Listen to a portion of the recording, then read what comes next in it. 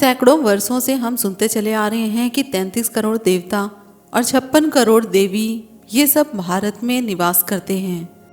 फिर भी भारत को कभी मुगलों ने गुलाम बनाया तो कभी अंग्रेजों ने। न जाने कितनी बार विदेशियों ने भारत पर हमला करके भारत से सोना चांदी हीरे सब कुछ लूट कर ले गए। और ब्राह्मणों ने एक षड्यंत्र के तहत ओबीसी एसटी सभी को शूद्र घोषित कर दिया और शूद्रों की दशा ऐसी कर दी कि इन्हें पानी पीने के अधिकार से भी वंचित कर दिया। न ही शिक्षा का अधिकार था इनके पास और न ही मंदिर में जाने का अधिकार था। उन्हें समानता और भाईचारे का कोई भी दर्जा नहीं दिया जाता। फिर भी कोई भी देवी देवता उन्हें बचाने नहीं आया।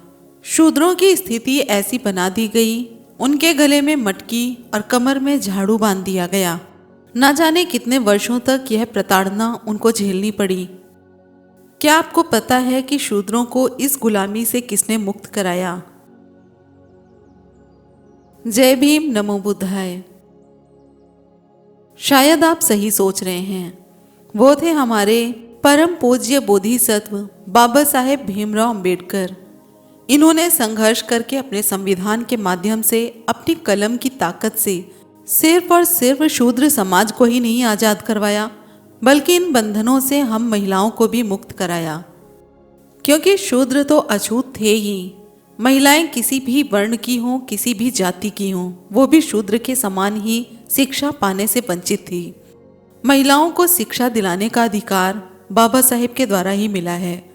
आज के वक्त में हर महिला, ऑफिस में काम करने वाली, सेना में भर्ती होने वाली, स्कूल में अध्यापिका या फिर घर में माएँ, कोई भी हो, हमें सिर उठा करके चलने का अधिकार बाबा साहेब ने ही दिलवाया है। क्योंकि संविधान बनने के पहले ब्राह्मण की पत्नी को भी अधिकार नहीं था कि वो शिक्षा ग्रहण करे। इसीलिए हमने कहा कि संविधान बनने के पहले महिलाओं की स्थिति बहुत ही दयनीय थी। तो आज हम चर्चा करेंगे इस वीडियो में कि बाबा साहेब अम्बेडकर ने कैसे संघर्ष किया था। उनकी कुछ अनसुनी बातें आप लोगों के बीच लेकर आए हैं। अगर आप चैनल पर नए हैं तो चैनल को सब्सक्राइब कर लीजिए, वीडियो को लाइक कर दीजिए और कमेंट में ज़रूर बताइए कि कौन सी बातें आप जानते थे और कौन सी नहीं। बाबा साहेब डॉक्टर अम्बेडकर के नाम पर दुनिया की सबसे बड़ी लाइब्रेरी है।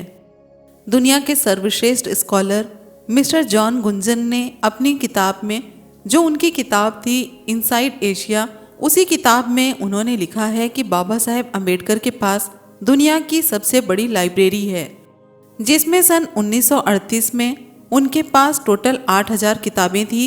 और जिस समय बाबा साहेब परिनिर्वाण को प्राप्त हुए उस समय भी उनके पास 50,000 किताबें थी। यानी कि 6 दिसंबर 1956 तक, जिस समय बाबा साहेब का परिनिर्वाण हुआ, उस समय तक बाबा साहेब के पास 50,000 किताबें थी।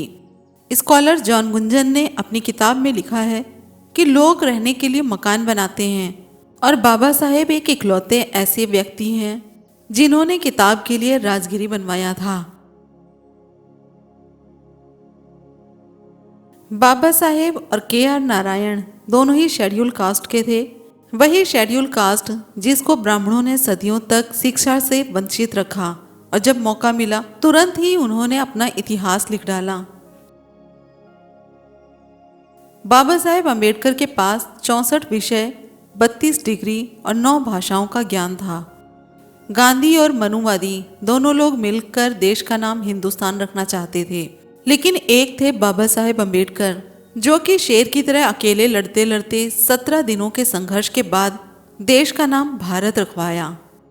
बाबा साहेब ये जानते थे कि ये मनुवादी आगे चल के साजिश के तहत देश का नाम भारत को हिंदुस्तान घोषित कर देंगे। इसीलिए उन्होंने संविधान के पहले पेज पर ही लिखा है, भारत यानी कि इंडिया का मतलब सिर्फ भारत है, न कि हिंदुस्तान। बाबा साहेब के ही संघर्षों का फल मिला है, जो कि तिरंगे के ऊपर अशोक चक्र लगा है। गांधी तो तिरंगे के ऊपर चरखा लगवाने के लिए ही नंगा हो गया। मनुवादी और सामंती लोग चाहते थे कि जो मजदूरी होती है वह 12 घंटे की हो और लोग 12 घंटे ड्यूटी करें। लेकिन बाबा साहेब अम्बेडकर अड़ गए और लड़कर उन्होंने 12 घंटे को काटकर 8 घंटे करवाया। इसीलिए लोग आज ड्यूटी भी 8 घंटे की करते हैं। इसमें भी परम पूज्य बाबा साहेब अम्बेडकर का बहुत बड़ा योगदान है। आपने महार सत्याग्रह के बारे में तो सुना ही होगा कि दलित, वंचित, शोषित, पीड़ित वर्ग को सार्वजनिक जगह पे पानी पीने का अधिकार नहीं था। उसको भी बाबा साहेब अम्बेडकर ने 20 मार्च 1927 ईस्वी को ये अधिकार दिलवाया, जो कि महार सत्याग्रह के नाम से विख्यात हुआ। कई वर्षों तक बाबा साहेब अम्बेडकर ने सभी धर्म का अध्ययन किया। उसी के बाद उन्होंने बौद्ध धर्म में वापसी की, वह भी 14 अक्टूबर 1956 को। 14 अक्टूबर 1956 को 10 लाख अपने अनुयायियों के साथ बौद्ध धर्म में वापसी की, जिसे आज भी लोग बड़ी धूमधाम के साथ मनाते हैं। यहाँ पर मकसद सिर्फ बौद्ध धर्म में वापसी की नहीं है। यहाँ पर मतलब है जो बाबा साहेब ने हमको निर्देश दिए हैं, जो रास्ते दिखाए हैं, उन पर चलना। सबसे ज़्यादा महत्वपूर्ण बात यही हो जाती है कि हम मूर्ति की पूजा करते रह जाते हैं, मगर उनके द्वारा बताए गए रास्तों पर चलना नहीं चाहते। भेड़ चाल में सभी चलना चाहते हैं, लेकिन अपने लिए एक नया रास्ता चुनना बहुत ही कठिन हो जाता है। शायद यही कारण है कि बाबा साहेब की जयंती हो, रविदास जयंती हो, कबीर जयंती हो, या फिर किसी भी महापुरुष और संत महात्मा की जयंती हो, वो सब तो हम धूमधाम से मना लेते हैं। लेकिन जब घर पर आते हैं तो फिर से वही देवी देवता और मूर्ति पूजन में पड़ जाते हैं। आखिर कब तक चलेगा ऐसा? किसी भी महापुरुष, संत, महात्मा किसी की भी जयंती मनाएं या ना मनाएं, उन पर कोई फर्क नहीं पड़ता। फर्क तब पड़ता है जब हम उनके बताए हुए रास्ते पर ना चलें। जैसा कि बाबा साहेब ने खुद भी कहा है कि मेरे कर्मा को आगे नहीं बढ़ा सकते तो पीछे भी मत करना। जैसा है जो भी है वहीं पर छोड़ दो।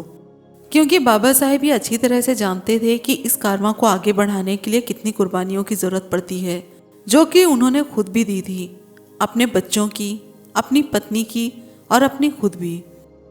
आज के इस वीडियो के बारे में आपकी अपनी क्या राय है, कमेंट बॉक्स में ज़रूर लिखें। वीडियो पसंद आया हो तो लाइक, कमेंट, शेयर करें और चैनल को सब्सक्राइब करें। फिर मिलते हैं इसी तरह की एक नई जानकारी के साथ। जय भीम, नमो बुद्धाय, जय संविधान।